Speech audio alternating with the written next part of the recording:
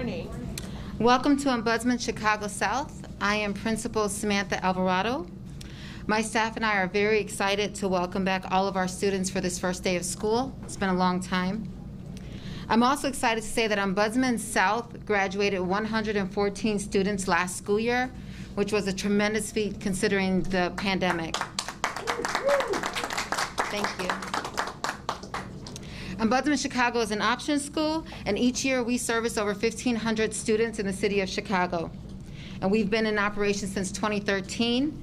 I'd also like to say that we are very honored to have Alderman Coleman, Mayor Lightfoot, and our special guests, Dr. Torres and Dr. Sweeney from CPS. Thank you.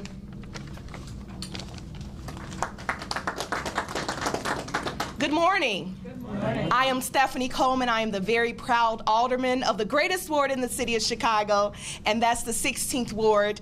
Not only am I excited about our children returning to school on today, but I am extra delighted to have the leader of this great city, my mayor, Mayor Lori Lightfoot, is here. I want to thank Dr. Torres, Principal Alvarado, our CEO, Sue, COO, who's here all the way from Nashville, Tennessee, and all of the wonderful students, but more importantly, the 285 students that are enrolled, and there are a few students enrolling as we speak on today. At this campus alone, we have the capacity of engaging and educating 600 students right here in West Englewood and Chicago Lawn. So more importantly, I want to thank our leader again, Mayor Lightfoot, for your commitment to a quality education and for seeing the need and investment in the 16th ward. Ladies and gentlemen, the leader, our mayor, Mayor Lori Lightfoot. Thank you.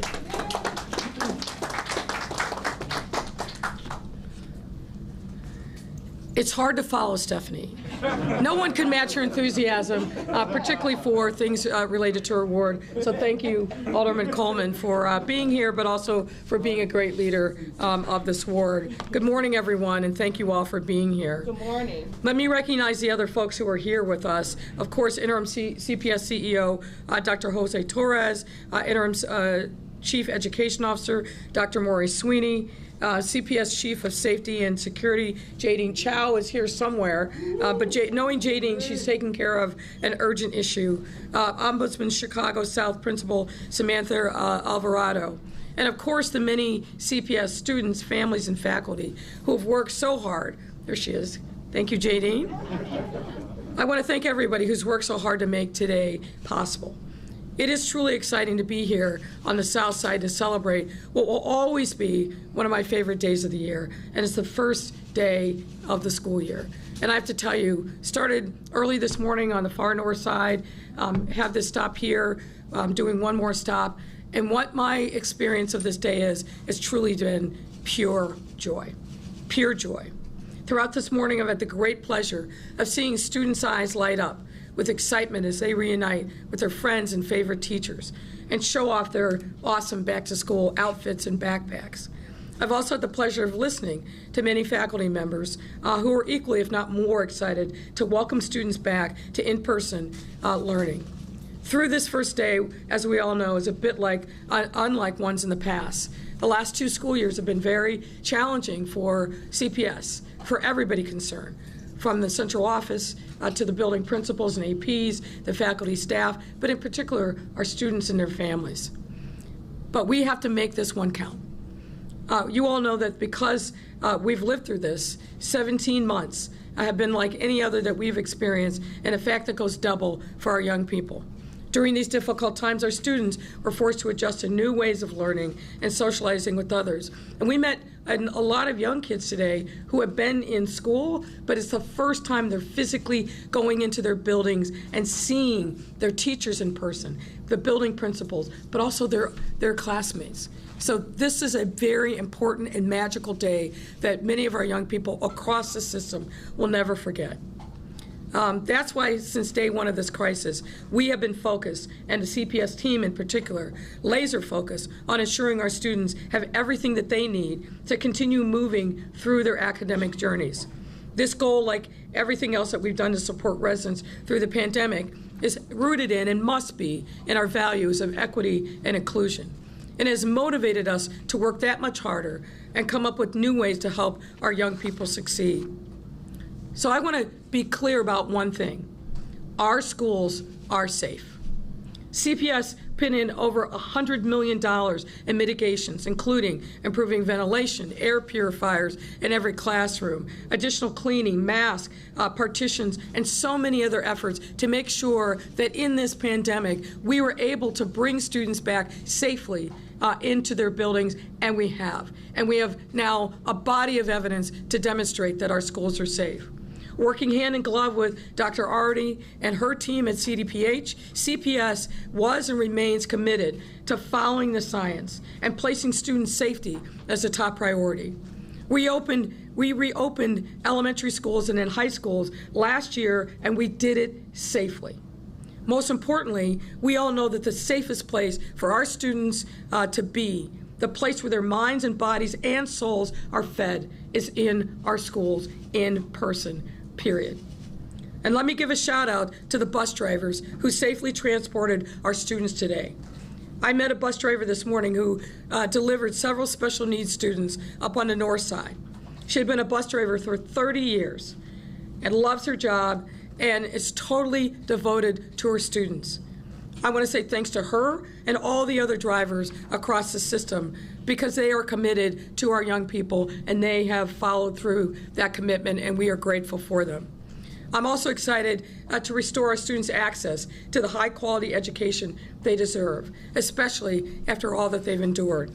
Now more than ever, our young people need to be able to learn, explore their talents, and chase their dreams in an enriching academic environment.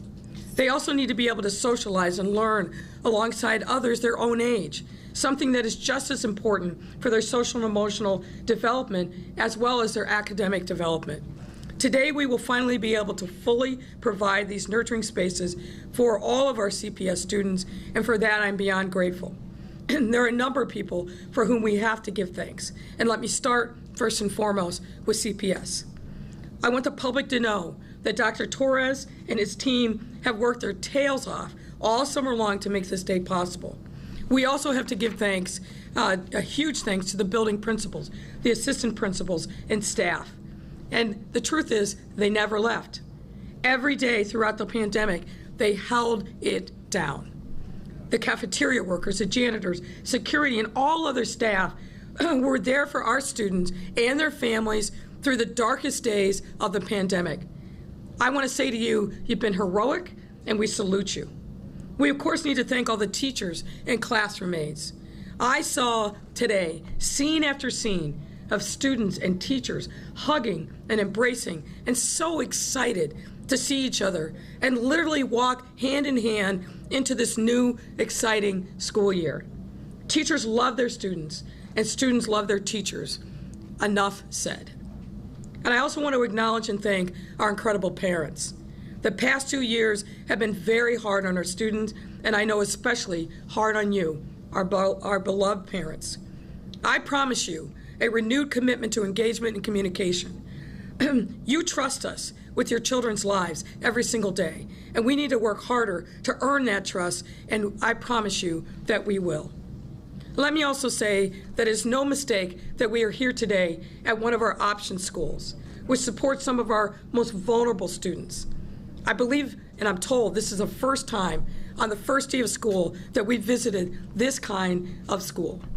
And it showcases our commitment to uplifting and encouraging these young people as well, who choose to come to school every single day to advance their academic careers despite facing a number of challenges and stresses outside of the classroom.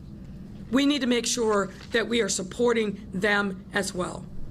To the school communities of Ombudsman Chicago and all of our other option schools, know that we hear you, that we see you, and that we are glad to have another opportunity to serve you this school year. To our option school community at large, I want you to know that I'm making a personal commitment to you and your success. You will no longer be ignored. You will no longer feel like an afterthought, because your success is the success of the entire system. You can clap for that.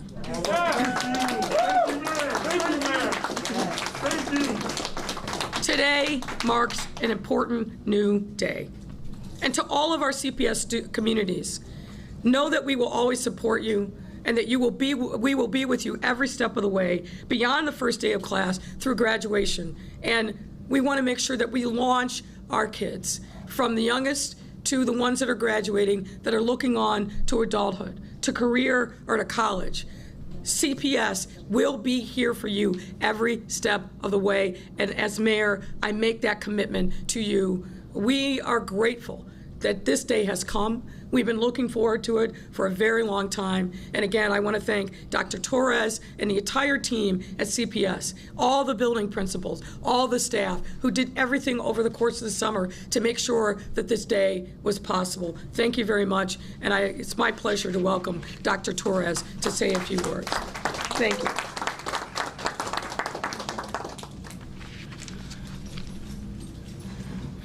Well, good morning and Happy New Year. It's a new year, new school year. There are 2 days that are the most exciting in any school setting, and one is the first day of school, and the second one is graduation. And they bookend what we're all about. I want to thank, we had 2 ambassadors today, and I want to give them a shout out. Leslie and Sir Jaden took us around. It's been almost 2 years it's been 2 years since we actually had a start to a year like this. And so the excitement, as the mayor said, is palpable. You can see it in the students, you can see it in the teachers, you can see it in the parents as they were dropping their kids off and going to do something else. This time last year, students began the school year at a distance. This year, they're starting with their friends and with newfound friends. We were in a second grade class, and it's very apparent that these students need to learn how to be in school.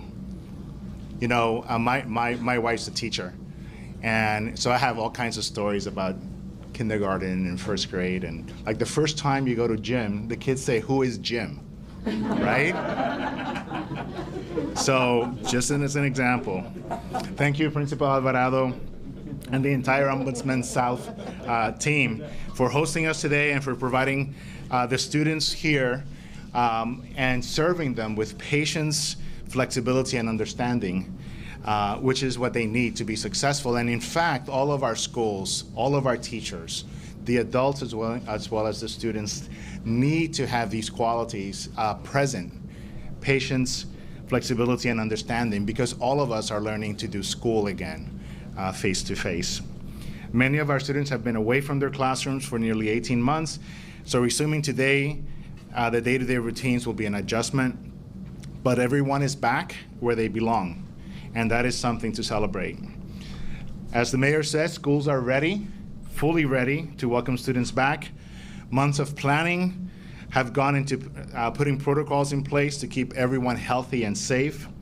All CPS staff will be vaccinated by October 15th, with very limited exceptions. Many of our older students are vaccinated as well. And we look forward to the day when younger students will qualify for the vaccination, for the vaccine, and we'll be able to support them in getting their vaccines as well. I want to thank everyone who helped us to get to this day. Mayor Lightfoot, for your unrelenting commitment to Chicago Public Schools and our communities, our principals, teachers, and school staff for their unwavering commitment to their students and their school communities, and all of our partners who joined CPS to support our students during the pandemic and are continuing that work today. Today is really a joyous day, happy day. The first day of school is the beginning of another year that is brimming with opportunity. And pandemic or not, our goal for Chicago's children is the same as it has always been: a high-quality education rooted in equity and excellence. By working together, we can ensure that this goal becomes a reality, and that every child in every neighborhood has access to a robust, well-rounded education they need to be successful in college, career, and their civic life.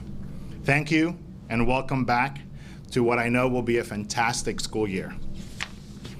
Ahora se lo voy a decir en español para aquellos que tienen la habilidad de entender 2 idiomas. Felicitaciones a ustedes. Buenos días a todos. Al primer día de clases. Han sido casi 2 años desde que el distrito de Chicago ha tenido un primer día como el de hoy. La emoción es palpable y los estudiantes, los padres, están bien contentos de estar con nosotros. El año pasado, al comenzar las clases, todos nosotros empezamos el año aprendiendo en casa, alejados de nuestros maestros y amigos. Ahora, mientras seguimos luchando contra COVID, estamos reunidos como una familia en CPS. Gracias al director Alvarado y todo el equipo de Ombudsman del lado sur por recibirnos hoy y por brindarnos a los estudiantes, brindar a los estudiantes la paciencia, la flexibilidad y la comprensión que se merecen y necesitan. En verdad, estas cualidades son cualidades que todos nosotros tenemos que usar en todas las escuelas: paciencia, compromiso, flexibilidad y comprensión.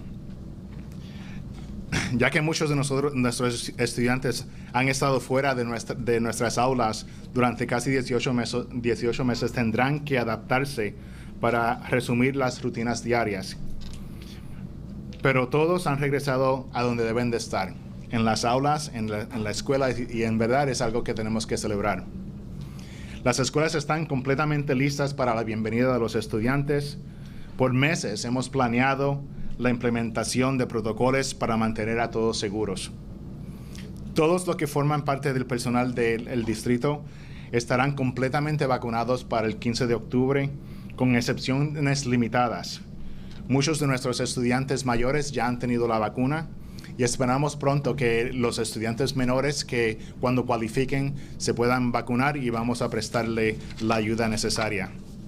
Quiero agradecer a todos los que nos ayudaron a llegar a este día, a la alcaldesa Lightfoot por su compromiso, su continuo apoyo a las escuelas públicas de Chicago, a nuestros directores, maestros y personal escolar por su compromiso con sus estudiantes y comunidades escolares, y a todos nuestros socios que se unieron a CPS para apoyar a nuestros estudiantes durante la pandemia y continúan ese trabajo hoy.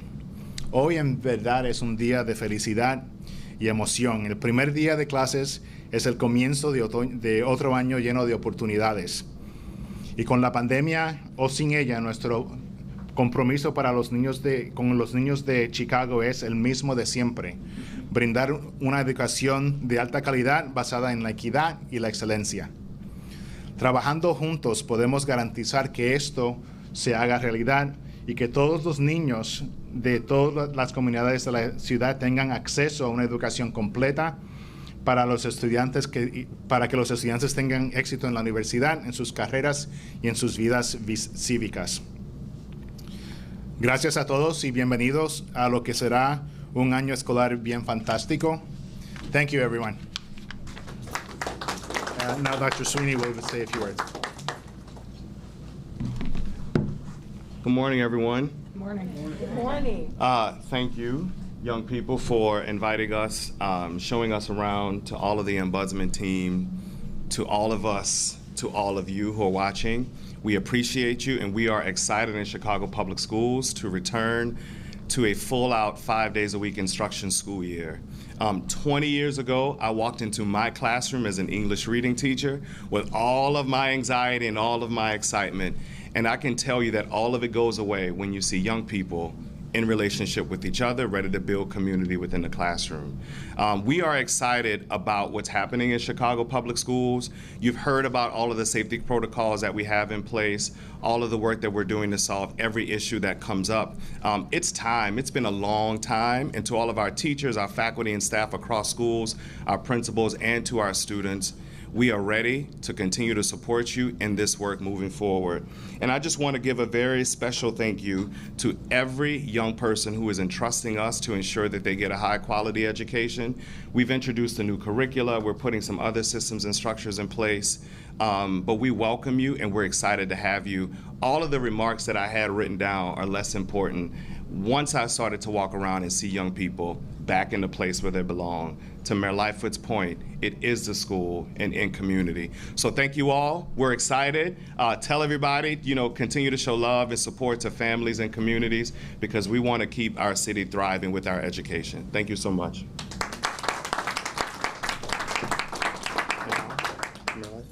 Now we're happy to take any questions that you have. Thank you, Mayor. Members of the media, my colleague Alejandro will be giving you the mic. We're going to kick it off with Craig Wall from ABC 7. 2 questions per reporter. Thank you.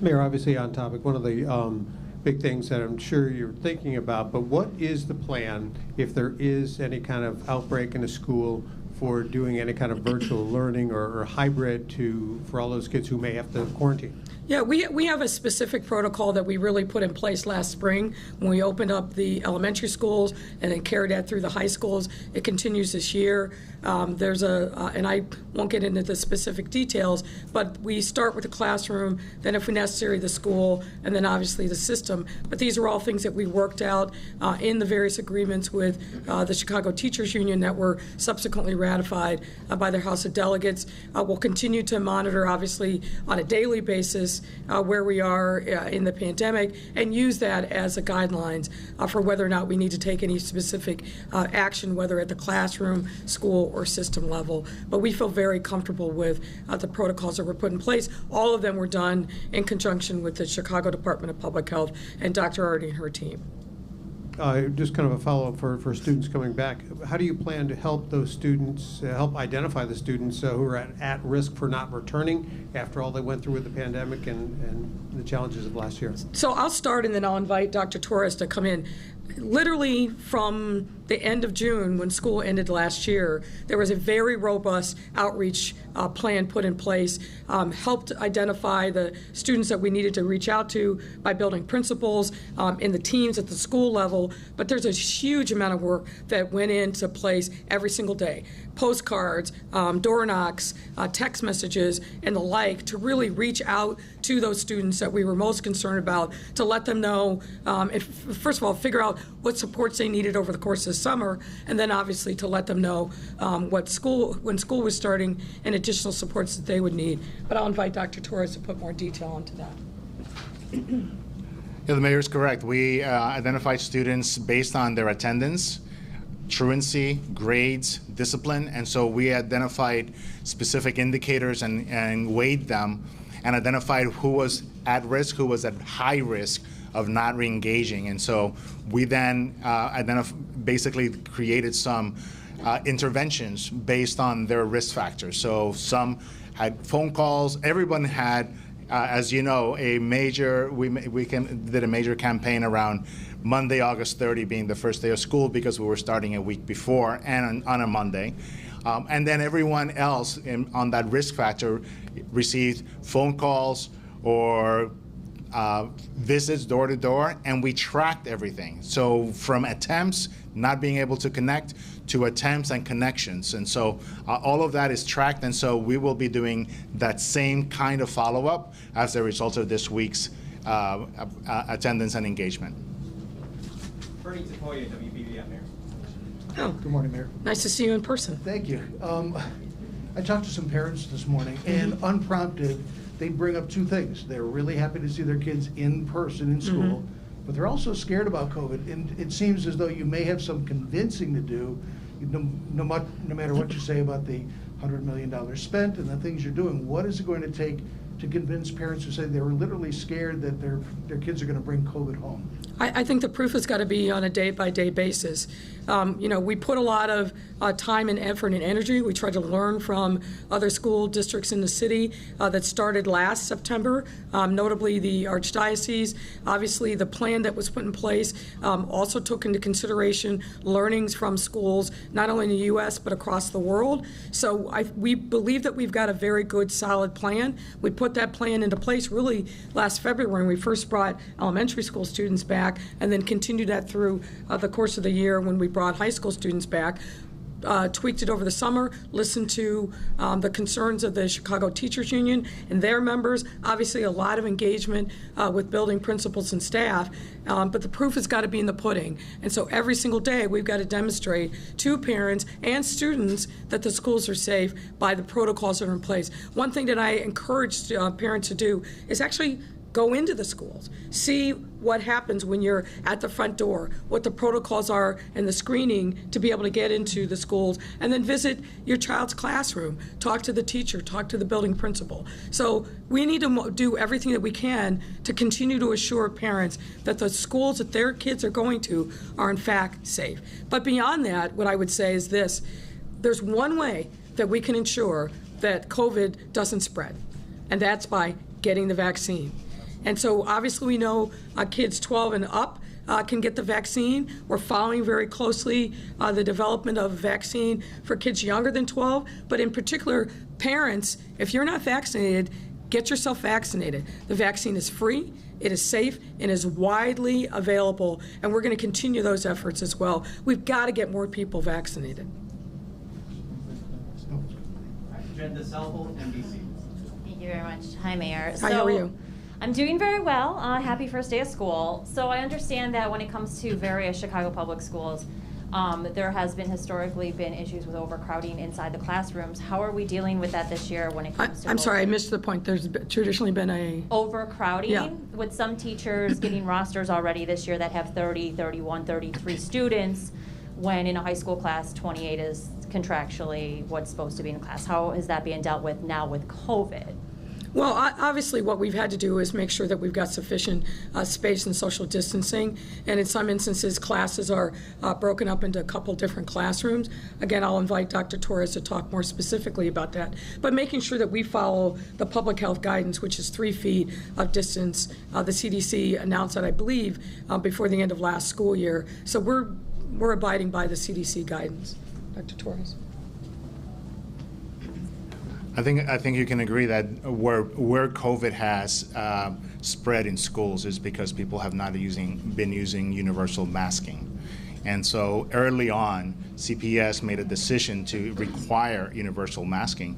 In fact, I was on the fence because I thought, well, maybe that would be a good incentive for our young people to get vaccinated.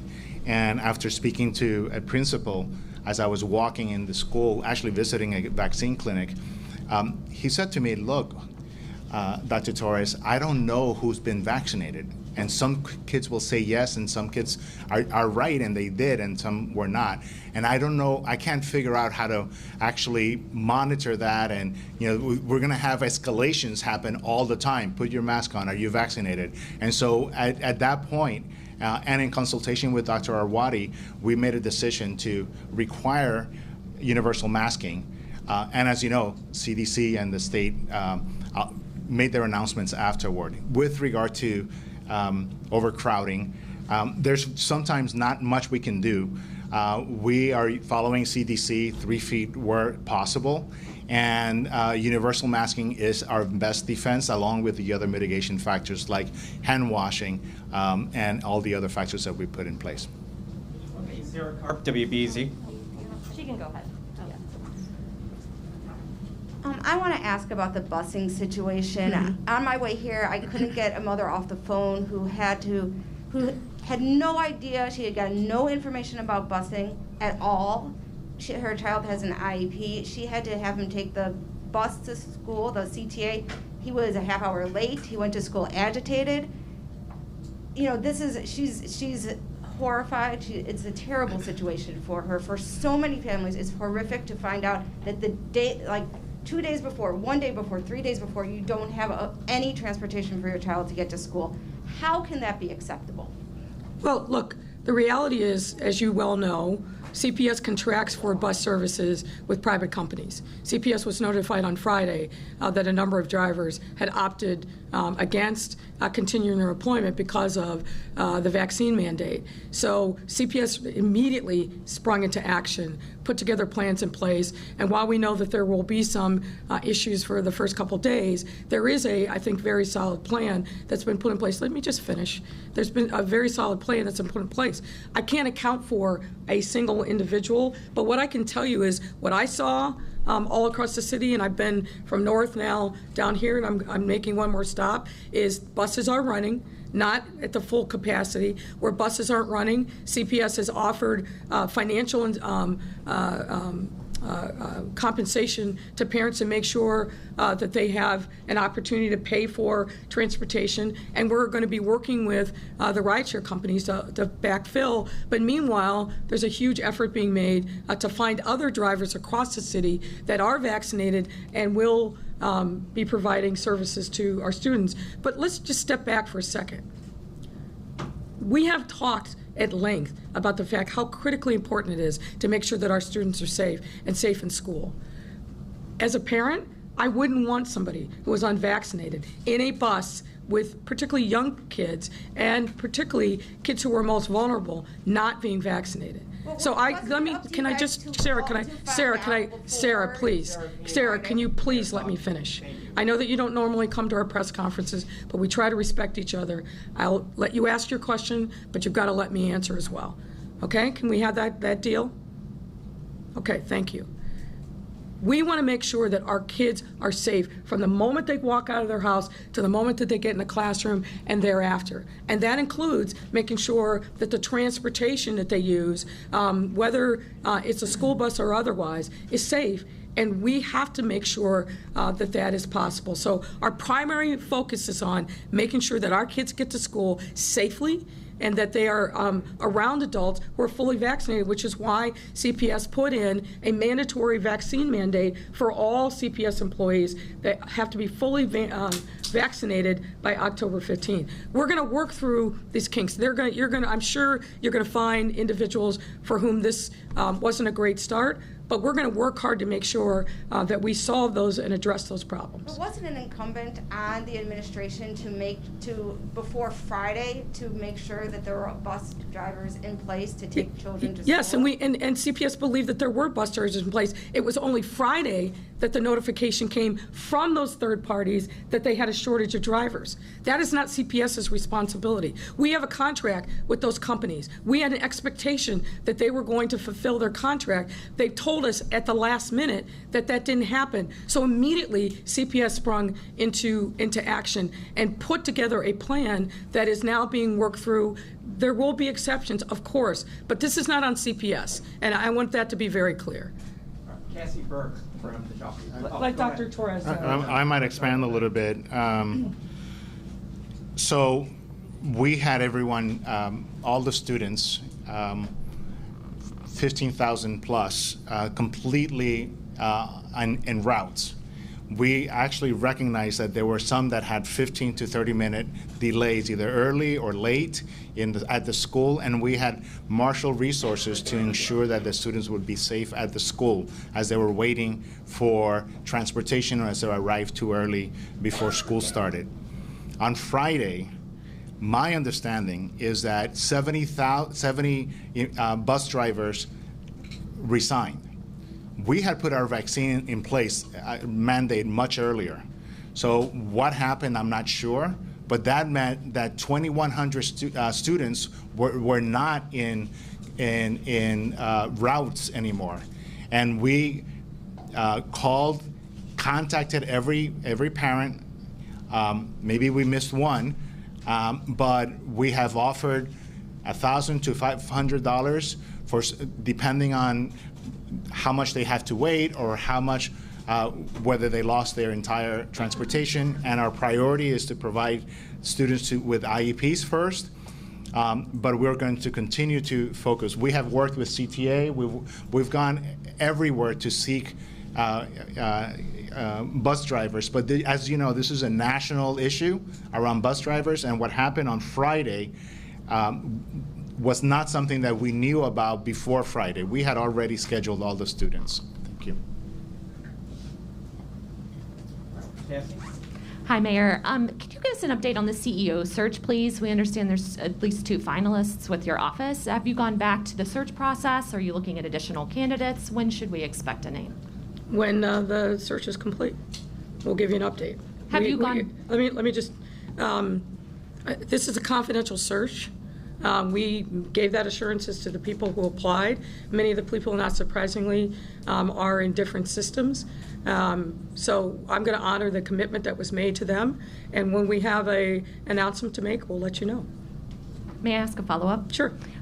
Are you going to expand that list of finalists? Have you gone back to search for more candidates? As I said, I'm not going to get into the particulars of what the search is. When we have a resolution, we'll let you know. Mariani and NBC5. Sean Lewis had to leave from WGN. He Okay. asked me if I could ask this. Sure. I'm not positive these are correct numbers, but 100,000 students may not come back. How will you re-engage with them? Well, I don't know about where he gets that number, but as you heard from us answering the previous question, a huge amount of effort was made over the course of the summer, really starting at the end of the school year, to identify those students that were most at risk. They were put into different areas of vulnerability, different categories of vulnerability, and a huge amount of effort was made to understand what their needs were going to be over the summer, to engage them. Jadine Chow is here. She had a significant amount of outreach and a role in making sure that the most vulnerable students had active engagement over the course of the summer. And whether it was door-to-door, knocks on the door, phone calls, text messaging, emails, postcards, there was a huge amount of energy made by Dr. Torres and his team to make sure that those students were engaged. That engagement doesn't stop today. Today is an important milestone and a great day for CPS, but that engagement will continue, because we want to make sure that all those students that weren't engaged, whether in person or remotely, that we reach them and we bring them back into CPS. I have an off-topic. Would you Sure. rather have me wait or? No, that's good.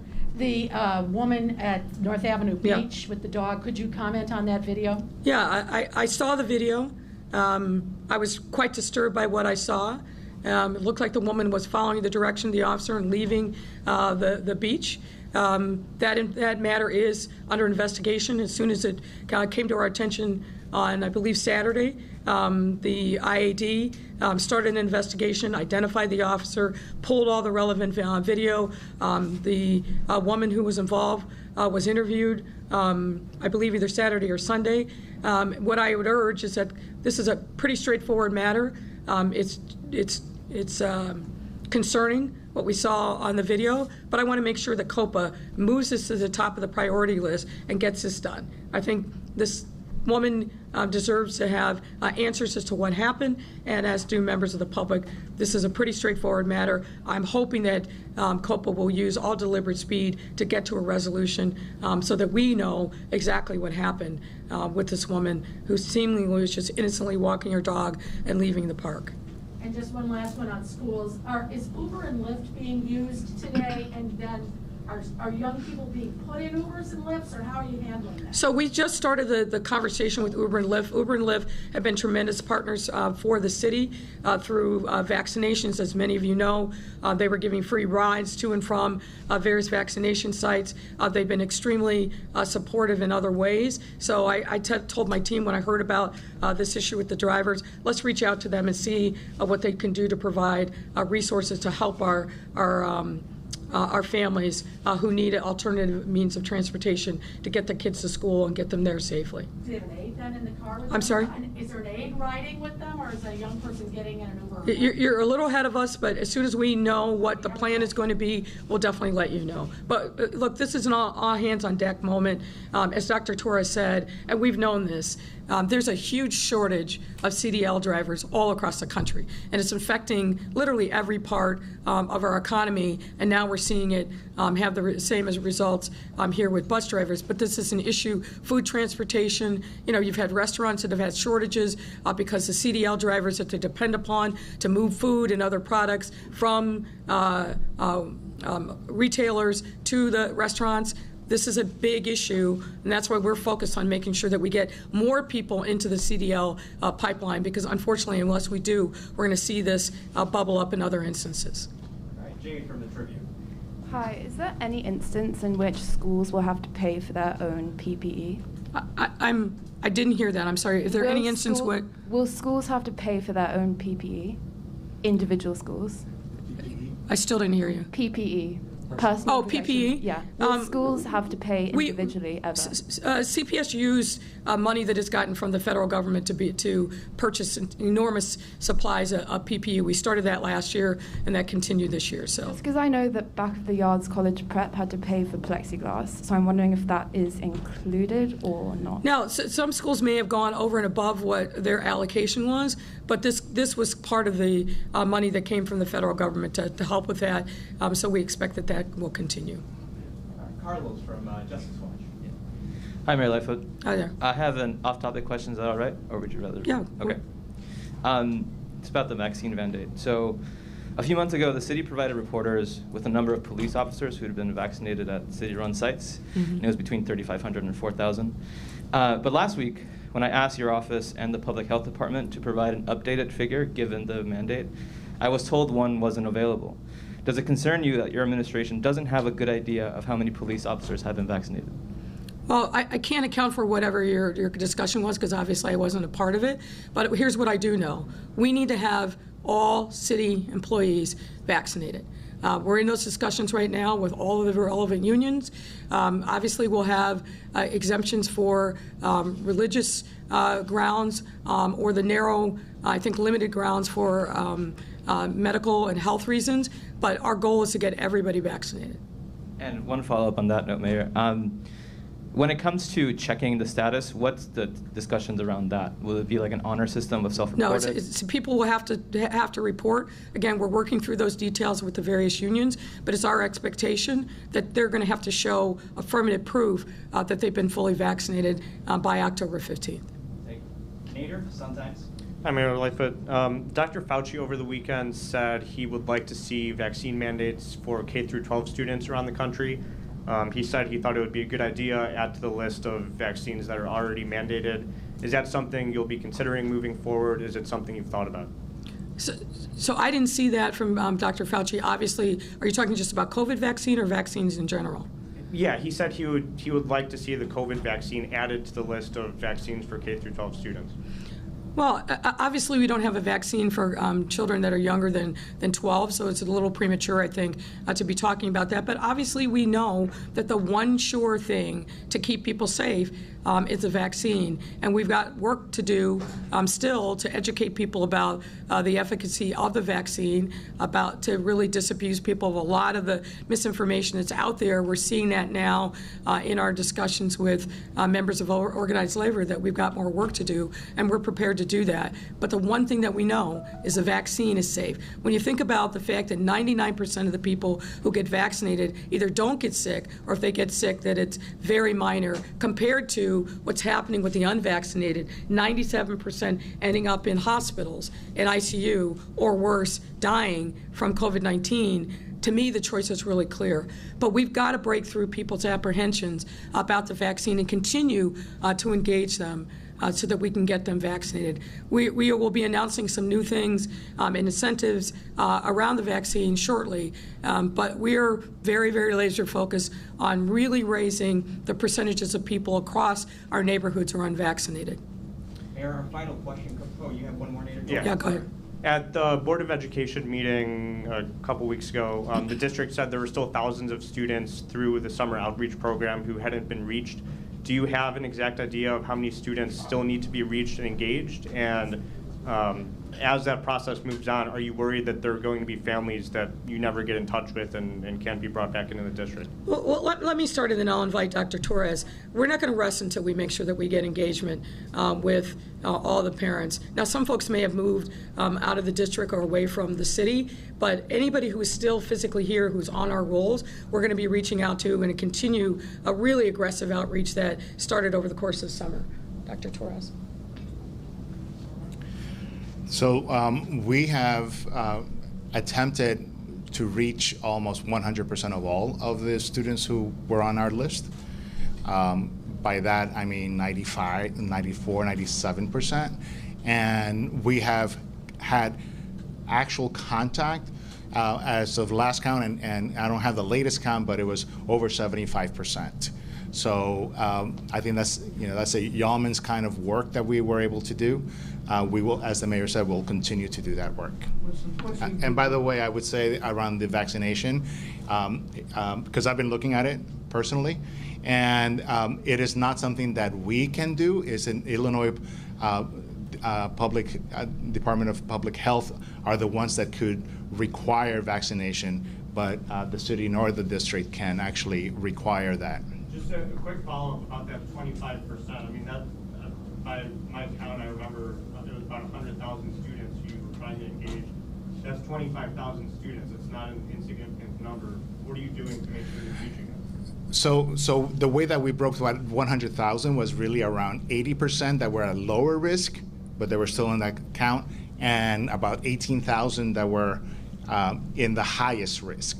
And so it really depends on which ones where those 25,000 students might be, and I don't think it would have reached up to 25,000, but it would be what we're continuing to do the work, continuing to track them, as the mayor said.